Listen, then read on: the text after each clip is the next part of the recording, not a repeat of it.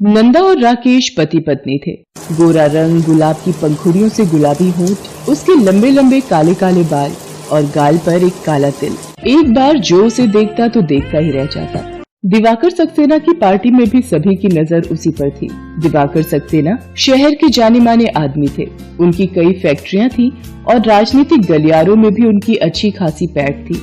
वो भी तिरछी नजरों से नंदा को घूर रहे थे और मन ही मन सोच रहे थे, कौन है ये खूबसूरत औरत? पहले तो इसे कभी नहीं देखा। वो ये सोच ही रहे थे कि उनका दोस्त धीरज खेतान राकेश को लेकर उसके पास आया। आए दिवाकर, इससे मिल। राकेश नाम है इसका, बहुत ही मेहनती बंदा है ये। Hello sir. Hello hello. Diwakar Rakesh से अनमने ढंग से मिल रहा था क्योंकि उसकी नजर नंदा पर ही थी। उसे ऐसा करते देख धीरज ने उससे कहा, अरे कहाँ ध्यान है तुम्हारा? अब क्या मतलब कहाँ ध्यान है? अरे मैंने पार्टी दी है तो मुझे तो सब पर नजर रखनी पड़ेगी ना कि सारे अरेंजमेंट सही हैं या नहीं। ओए, दिवाकर की पार्टी हो और अरेंजमेंट सही ना हो? तू भी क्या बात करता है यार। अच्छा ये सब छोड़, राकेश मेरा पुराना जानने वाला दोस्त है। ये यहाँ पर अपनी एक फैक्ट्री लगाना चाहता है। इसे जमीन की दिक्कत आ रही है। अब कहाँ लगानी है फैक्ट्री? सर वो निजामगढ़ के पास। मैंने सुना है आपकी वहाँ पर जमीन है।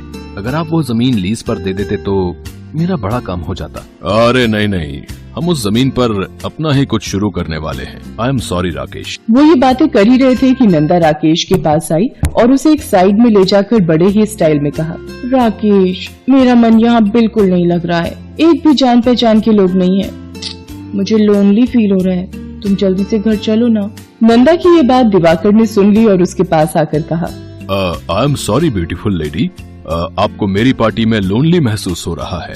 बाय द वे, क्या मैं जान सकता हूँ कि आप कौन हैं? सर ये मेरी वाइफ है नंदा। तुम्हारी वाइफ बहुत ही खूबसूरत है राकेश। हाँ। दिवाकर की बात सुनकर नंदा शर्मा गई। अगर आप बुरा न माने तो क्या मैं आपके साथ डांस कर सकता हूँ? दिवाकर की बात सुनकर नंदा ने अपने पति की ओर देखा। राकेश ने आंखों ही आंखों में उसे सहमति दे दी। सहमति देते वक्त उसके चेहरे पर एक विजयी मुस्कान थी। दिवाकर नंदा के साथ डांस करने लगा और डांस करते करते उससे बातें करते हुए उससे फ्लर्ट करने लगा। आप कौन सा परफ्यूम लगाती हैं नंदा जी?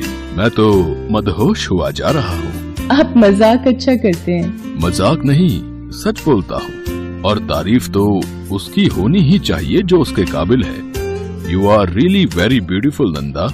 राकेश दूर से अपनी पत्नी को किसी गैर मर्द के साथ डांस करते हुए देख रहा था, लेकिन उसको इस बात का कोई मलाल नहीं था। उसकी पत्नी तो उसके लिए वो सीढ़ी थी जिसका इस्तेमाल कर उसे शहर का सबसे अमीर आदमी बनना था। उधर नंदा भी बहुत खुश थी क्योंकि उसे लग रहा था कि जिस मिशन पर वो दिवाकर की पार्टी में आई थी उसमें वो कामयाब हो गई थी। इस बात को सोचकर वो मंद मंद मुस्कुरा भी रही थी। तभी दिवाकर ने उसे टोका, आपकी स्माइल कातिलाना है नंदा जी।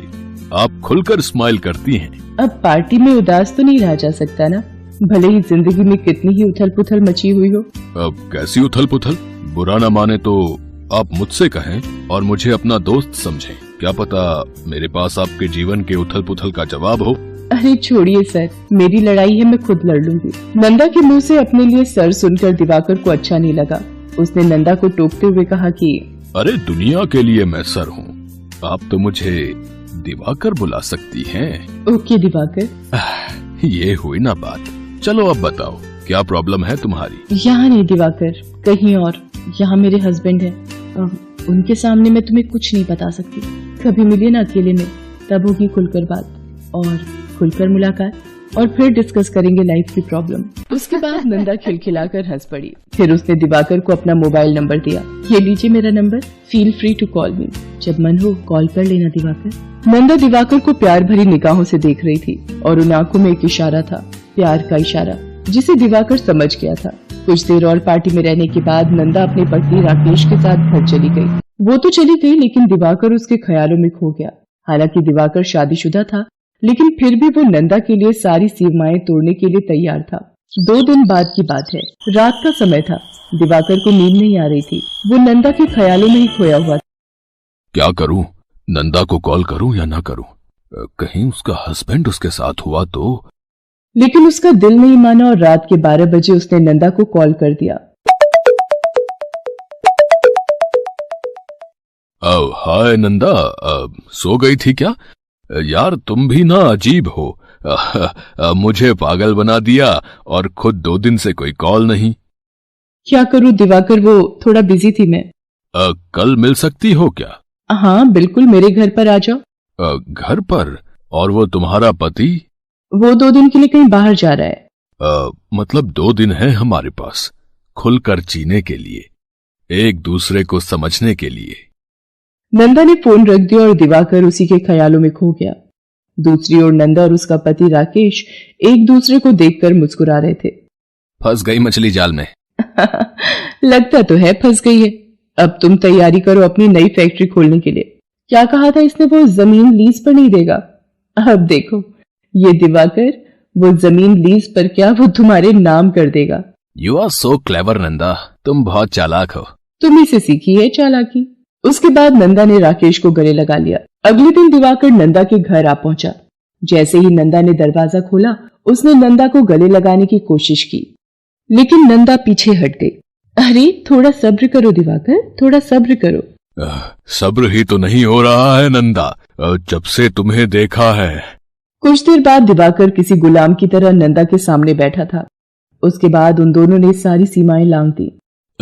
तुम मुझसे शादी करोगी नंदा? शादी? पर तुम तो पहले से ही शादीशुदा हो। तो क्या हुआ, मैं अपनी पत्नी को तलाक दे दूंगा। क्या तुम मेरे लिए अपने पति को तलाक दे पाओगी? वो ये बोल ही रहा था कि राकेश दरवाजा खोलकर उनके कमरे के अंदर आ गया और गुस्से में चीखते हुए बोला, नंदा ये क्या कर रही हो तुम? पत्नी तुम मेरी हो, लेकिन प्यार तुम किसी और से कर रही हो। राकेश, वो इस तरह से राकेश को कमरे के अंदर देखकर दिवाकर चौंक गया। उसे समझ नहीं आ रहा था कि वो कहां से आ गया। राकेश तुम कैसे आए? सर आपसे ये उम्मीद नहीं थी। आप शहर के इतने बड़े आदमी हैं और इस तरह दूसरों की पत्नी पर नजर रखते हैं। मैं छोड़ूंगा नहीं आपको, मैं पुलिस में जाऊंगा। मैंने आपकी वीडियो भी बना ली है। मैं आपकी पत्नी को आपकी सारी गंदी हरकत दिखाऊंगा। राकेश का गुस्सा देखकर दिवाकर सहम गया। अचानक से उसे अपनी इज्जत शहर वालों के सामने नीलाम होती दिखने लगी। बहुत मेहनत से उसने पैसा और नाम कमाया था। उसकी इस हरकत से वो सब मिट्टी में मिलने वाला था। देखो राकेश, इस बात को यहीं छोड़ दो। सर आपने मेरे सम्मान के साथ खेला है, मैं कैसे छोड़ दूं इस बात को? राकेश सुनो, मेरी बात ध्यान से सुनो।